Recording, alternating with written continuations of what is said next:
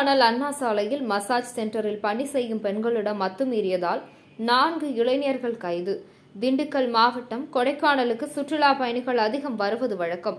இந்த நிலையில் சென்னையிலிருந்து சுற்றுலா வந்த 6 இளைஞர்கள் அண்ணா சாலை பகுதியில் இயங்கி வரும் தனியாருக்கு சொந்தமான மசாஜ் சென்டரில் மசாஜ் செய்வது போல் சென்று 3 பெண்களிடம் தவறாக நடக்க முயற்சி செய்ததாக கூறப்படுகிறது.